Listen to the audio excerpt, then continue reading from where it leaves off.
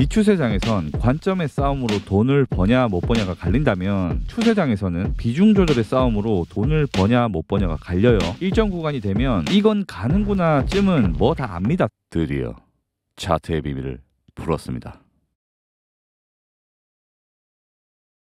웃기기? 4시간 하락 다이버전스 쌩까고 추세선 이탈도 쌩까고 볼린저 밴드 상단도 쌩까고 오로지 상승만 계속 보고 있는 롱만 보는 대장 침팬지 서장입니다. 제가 기술적 분석을 할 줄 몰라서 안 하는 게 아니죠. 저를 봐온 구독자님들은 아실 거예요. 종교적 신념을 가지고 불장을 보고 있는 유튜버라면 적절히 제 뇌를 빼두고 저랑 같은 관점을 가지고 계신 분들께 용기를 계속해서 불어넣어줘야 할 시기가 아닌가 싶습니다. 오늘은 기술적 분석 내용은 5교시에서 다룰 거고 나머지 시간은 우리가 불장을 맞이하는 데 있어서 필요한 것들 마인드셋 그리고 수단적인 것들에 대해서 제 경험과 그동안 했던 생각들을 나눠볼게요. 여러분 시작하기에 앞서서 구독 시원하게 부탁 좀 드리겠고 이게 돈 드는 게 아니잖아요. 눌러주시면 제가 신나서 꼴통을 앞으로 계속 풀어드릴 겁니다. 여러분들을 대신해서 경력이 조금 더 긴 제가 대신 분석을 열심히 해달라고 불장 가는데 좋은 영광과 소스를 많이 짜내달라고 마음 전달을 주시면 형제님들 100억 부자 되실 때까지 제가 집사처럼 옆에 붙어 있을 겁니다. 그러니까 아직까지 구독을 안 눌러주신 형제님들께서는 구독을 꼭 눌러주시길 부탁드리겠습니다.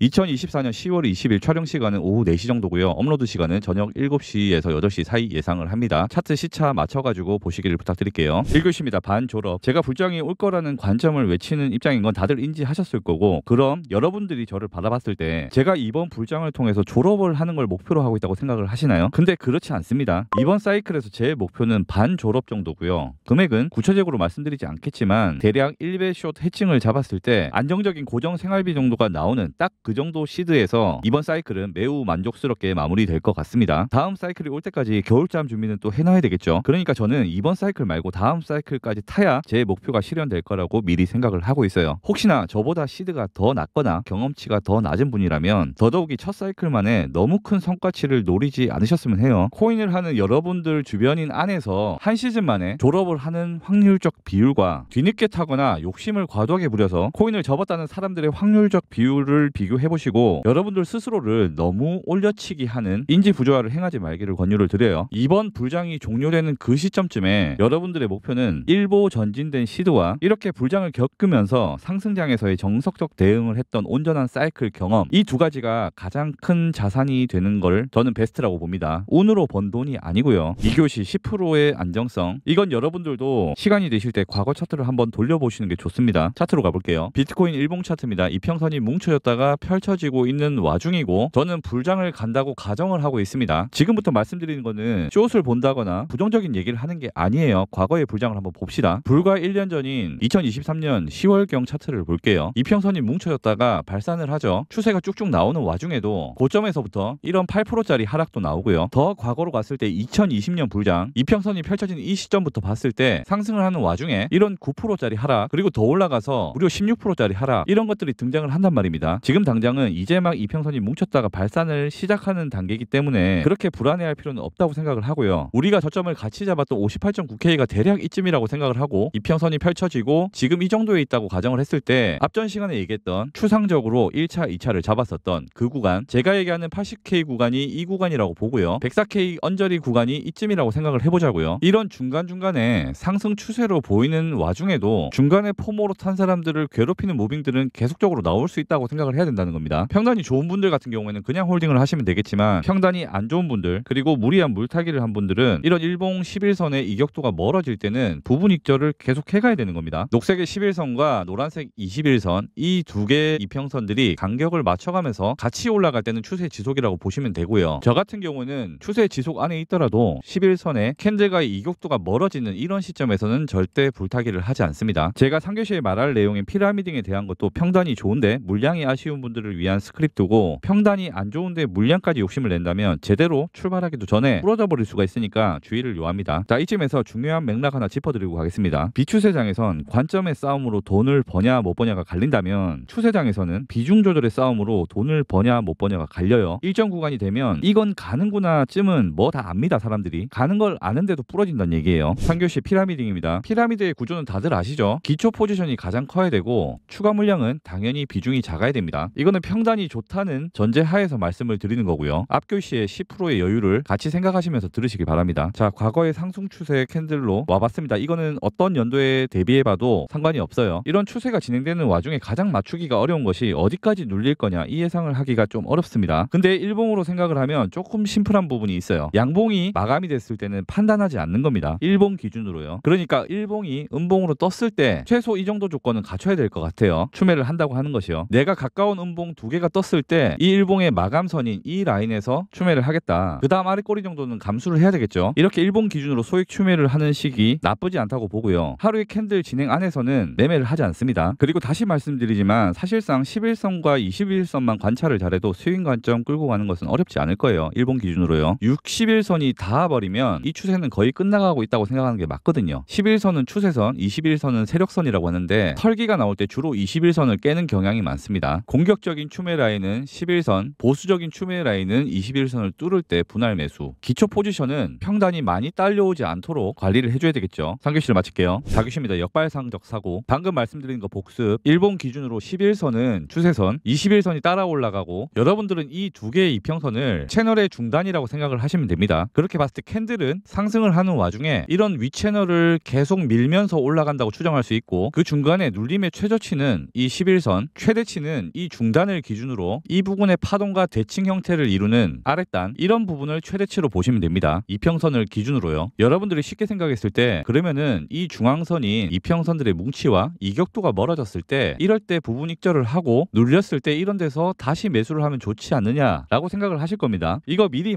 말씀드리는데 안 쉬워요. 추세가 지속되는 와중에는 상승선을 계속해서 높이면서 올라가기 때문에 내가 여기서 익절을 했는데 이렇게 상승선을 높이다가 눌림을 줬는데 내가 팔았던 금액보다 더 비싼 금액에 다시 사야 되는 경우가 반드시 생길 거예요. 이렇게 큰 양봉이 나와서 이런데 익절을 할 수 있겠죠. 근데 이까지 안 온단 말이에요. 더 올라가서 이렇게 눌릴 수가 있다는 얘기입니다. 물량을 놓칠 수가 있다는 뜻이에요. 그래서 이런 상승만 할 때는 딱히 대응을 할 만한 것들이 없습니다. 역발상적 사고라고 하는 것은 이렇게 양봉이 계속되는 와중에 고점을 추론하려고 하지 말고 또는 너무 잘 가니까 욕심에 추매를 하고 싶어서 안달을 하셔도 안 되겠죠. 나중에 다 부러지겠죠. 이런 데서 여러분들은 여러분들의 평단과 캔들의 위치가 계속해서 멀어지는 거를 그냥 반가워하시면 됩니다. 내 평단과 멀어져야지 나중에 눌렸을 때 그래도 내 평단하고는 멀고 최대한 멀어지고 나서 눌릴 때는 내가 조금 물을 타더라도 그래도 평단과의 거리가 멀다는 뜻이에요. 또 핵심 포인트 나갑니다. 잔고의 증가가 중요한 게 아니라 위험하고 멀어지는 것이 장투의 핵심입니다. 점심시간입니다. 지난 시간에 제가 이벤트격으로 롱 분석만 하는 불장 기원 웃기기방 개설한다고 했는데 지금 500명 풀방 상태입니다. 거의 하루 만에 450명이 바로 차더라고요. 아쉽지만 충원에 관한 사항은 다음에 다시 재공지를 하도록 하겠습니다. 동참해주신 형제님들 감사하고 어깨를 걸고 롱만 외치면서 가보겠습니다. 5교시 기술적 분석 미리 말씀드리지만 편파적으로 하겠습니다. 비트코인 일봉 차트입니다. 먼저 볼린저 밴드를 볼게요. 상단을 뚫고 나서 안으로 들어왔을 때 음봉이 빠지면 좋지 않은 캔들이겠죠. 하지만 볼밴드 윗단을 타고 계속해서 올라가고 있고 이 정도의 지속성이라면 윗단이 완벽하게 열릴 수도 있습니다. 다소 지루하게 올라가는 것처럼 느끼실 수 있지만 충분한 완급 조절을 하고 있다고 보입니다. 두 번째 비트코인 주봉 차트입니다. 오늘까지 지나고 나면 주봉이 내일 마감이 되는데요. 쿼터라인 위에서 완벽하게 마감을 해주죠. 지난번에 트랩 만들고 떨어졌던 패턴을 이번에 똑같이 한다고 보는 거는 정배가 아니라고 생각을 합니다. 이번 주 주봉이 양봉으로 마감이 되면 다음 주 아래 꼬리 작업을 한다고 쳐도 이 쿼터라인은 지지라인의 역할을 할 수 있을 거라고 생각을 하고요. 지난번 얘기했던 66.1K 정도를 보는 겁니다. 이까지 내려간다라고 예측을 하는 게 아니죠. 내려가도 지지를 받을 것 같다고 예측을 하는 겁니다. 자, 세 번째 다시 비트코인 일봉 차트로 왔어요. 볼린저 밴드를 지우고요. 이평선도 이제 멀리 있는 애들은 안 갈 거라고 보고 지울게요. 이 녹색 선은 반감기의 상단선이고요. 11선이 이 위까지 올라왔습니다. 설령 눌린다 해도 지지를 기대해 볼 수 있는 단기봉들이 올라오고 있다는 뜻은 긍정적으로밖에 볼 수 없겠죠. 다시 주봉으로 와서 녹색선이 11선, 노란선이 21선인데 데드크로스가 됐던 두 개의 이평선이 다음 주가 되면 골드크로스가 됩니다. 이 골드크로스가 얼마 만에 이루어지는 거냐면 작년 10월 30일 정확하게 1년 전이죠. 이런 흐름을 나쁘게 보시는 분은 없을 거라고 예상을 합니다. 자, 비트코인 1시간 봉으로 왔어요. 단기 차트도 잠깐 볼게요. 이렇게 58.9K를 찍은 이후에 추세를 받아줬던 이런 추세선이 하나가 있죠. 이 추세선을 주말 횡보 중에 깼습니다. 여러분들 차트가 올라가려고 하면은 연료가 필요하다고 말씀을 드렸죠. 그러면은 장기봉이 상승을 향하고 있는데 이게 힘을 받으려면 단기봉에서 하락 관점들이 나와야 됩니다. 그러니까 숏을 쳐주는 사람들이 있어야지 그게 연료가 된다는 뜻이죠. 그러면 저는 이런 추세선을 깰 때 하방 관점을 보는 게 아니고 이제 숏을 치는 사람들이 좀 나오겠구나, 이런 것들이 누적되면 치고 올라가겠구나 가겠구나 이런 관점을 세웁니다. 상승장에서는 손절점을 상당히 러프하게 잡아야 된다는 건데요. 이런 추세선 하나 아무것도 아닌 거 깼다고 롱 포지션을 잃거나 하는 거는 제 입장에서는 좀 아니라고 생각을 하고요. 자, 러프한 정도가 어느 정도냐, 제 입장에서 타이트한 정도가 여러분들한테 러프한 걸 겁니다. 자, 이런 추세선 하나가 있다고 치고 얘를 중단선으로 삼아서 상단의 추세가 얼추 맞는지 확인을 하고 이 정도의 간격을 복사해서 아랫단을 봅니다. 그러면 대략 이 라인들이 접전 구간이 되는 거고, 횡보의 기간 중에서 1층의 구조, 2층의 구조, 여기는 중단이 되겠죠. 이런 하단 구간을 털었을 때 손절 물량이 조금 나올 걸로 보고 있어요. 이런 유동성을 먹고 올라가는 그림을 그려볼 수 있겠죠. 그리고 단기 이평선들 같은 경우에는 상승 추세를 멈추고 옆으로 기고 있어요. 그랬을 때 아까도 얘기했던 대칭 구조, 이 정도 위에 공간이 있었다면 이 정도 아래 구간도 생각을 해야 된다는 거고, 눌린 구간은 이런 곳을 보는 게 맞을 겁니다. 최대 눌린 구간은 66.1K 정도 그대로 보지만은 이 채널 하단 부분에서는 롱을 한번 타봄직하다고 생각을 하고 있어요. 1시간 봉 정도의 이평선 단기 뭉치들을 아래로 뚫었다가 다시 올라가면 페이크아웃으로 처리가 될 수 있겠죠. 이평선은 다시 펼쳐질 거고요. 이 움직임은 내일 주봉 마감 이후에 나올 수 있다고 보고 있습니다. 안 나올 수도 있어요. 저는 숏을 안 칠 겁니다. 6교시입니다. 추세장이 확정이 되고 나면 눌림이 곧 올 것 같다고 해도 오늘 이렇게 내 자산이 올라가고 있는 게 내일 되돌려질 게 두려워서 줄 때 먹는다는 마인드는 그게 나쁜 건 아닙니다만, 줄 때 먹고 나서 눌림이 안 오고 더 올라가게 되면 그때 내 욕심의 위험수를 다시 안아야 한다는 점을 기억을 해야 할 겁니다. 지난 시간부터 저는 계속 평단의 중요성을 이야기해왔고, 내 평단만 현재 캔들과 간격을 벌려준다면 보유자의 영역을 계속 지켜갈 수 있다고 생각을 해요. 오늘 얘기를 좀 정리를 해봅시다. 한 번쯤은 용기를 낼 때 제대로 용기를 내보자. 이 용기를 낸다는 얘기가 내 안에 불안 심리를 지우자는 얘기지, 몸에 기름 붓고 용감하게 뛰어들으라는 소리로 곡해는 하지 마시고요. 다시 얘기하지만 이제부터는 차트 분석과 롱숏의 싸움이 아니고 비중 조절의 싸움이 될 거라고 생각을 해요. 물량 추가하는 포인트는 공격적인 포인트가 일봉의 10일 이평선 정도고, 보수적인 포인트가 11선과 21선 그 뭉치에 상반과 대칭된 하단 쪽 그 언저리가 될 겁니다. 불장의 끝은 순식간에 끝나지 않아요. 불안해하실 필요가 없고요. 잠시 고통이 있더라도, 그게 10%가 넘는다 하더라도 버티면 최소의 패턴은 다시 나오고, 되돌림이 알트 불량도 그럴 때 오고 그 뒤에 패턴을 한참 이루다가 떨어진다고 생각을 하시면 될 것 같아요. 내 평단이 반감기 레인지 아래에 있다면 그 계정은 보존을 하고 쭉 들고 가도 괜찮을 것 같습니다. 부계정을 생성하는 거는 지난 시간에 말씀을 드렸죠. 서브 계정으로 매매를 진행해보는 것도 좋은 방법일 거다. 상승의 끝자락은 예측하려고 하지 말고 눌림이 왔을 때 어디서 받으면 좋은지를 매일매일 관찰을 하면 좋을 것 같습니다. 그리고 차트 프레임은 15분봉, 1시간봉 이제부터 안 보고 최소 4시간봉 이상으로 보는 게 가장 현명한 투자일 것 같다고 생각을 해요. 다음 영상도 제가 한 4일 주기로 다시 올려드리겠습니다. 그동안 차트 변화가 있다면 분석을 열심히 해서 올게요. 이번 시간은 별다른 변화가 없었기에 이 정도로 하겠습니다. 보신다고 고생하셨고 가시는 길에 좋으셨으면 좋아요 한번 부탁드리겠습니다. 오늘 시간 마칠게요. 매월 반복되는 4개 대회에 동시 참가 중이고,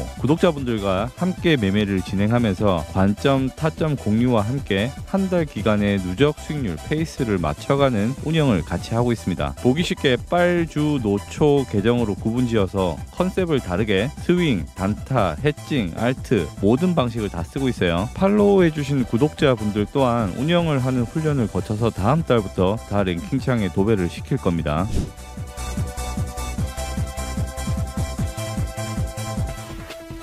누구보다 빠르게 시황을 접하는 방법은 구독과 전체 알림 설정입니다. 영상이 좋았다면 좋아요와 댓글도 부탁드릴게요. 강연은 아니고요.